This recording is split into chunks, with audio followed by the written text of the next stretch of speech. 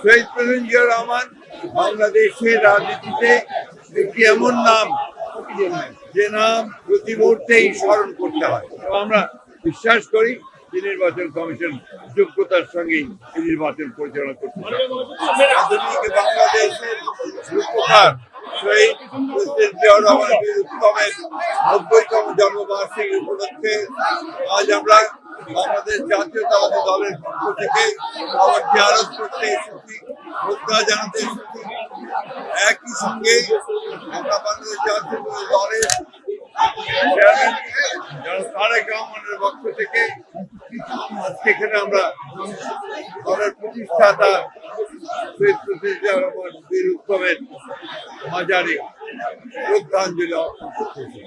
আজকে তারই পাশে শুয়ে আছেন আমাদের আরেকজন জন্ম অপরাজেয় নেত্রী, মহিষী নেত্রী, যিনি তার সারাটা জীবন বাংলাদেশের গণতন্ত্র, স্বাধীনতা ও সার্বভৌমত্বের জন্য লড়াই করে তার জীবন উৎসর্গ করেছেন। শহীদ প্রেসিডেন্ট জিয়াউর রহমান বাংলাদেশের রাজনীতিতে একটি এমন নাম, যে নাম প্রতি মুহূর্তেই স্মরণ করতে হয়। যিনি বাংলাদেশের স্বাধীনতা ঘোষণা করেছিলেন, পরবর্তীকালে বাংলাদেশে গণতন্ত্রকে বদলে গণতন্ত্রকে পুরো প্রবর্তন করেছেন।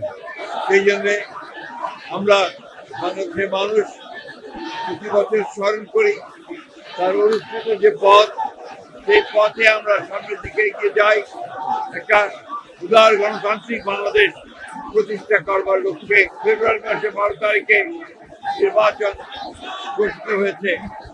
গণ অভ্যুত্থানের মধ্য দিয়ে যখন ফ্যাসিস্ট হাসিনা পালিয়ে গেছে, তখন আবার নতুন করে একটা ধ্বংসপ্রাপ্ত অর্থনীতির বাংলাদেশকে গড়ে তোলার জন্য, গণতন্ত্রকে প্রতিষ্ঠায় রূপ দেওয়ার জন্য আমরা আজকে এখানে শপথ নিয়েছি। এবং এই শপথের মধ্য দিয়ে বাংলাদেশ জাতীয়তাবাদী দল সংস্থা অঙ্গ সংগঠন বাংলাদেশে শহীদ জিয়ার যে আদর্শ, সে আদর্শকে এখানে বাস্তবায়িত করবে, এই শপথ আমরা আজকে এখানে নিয়েছি।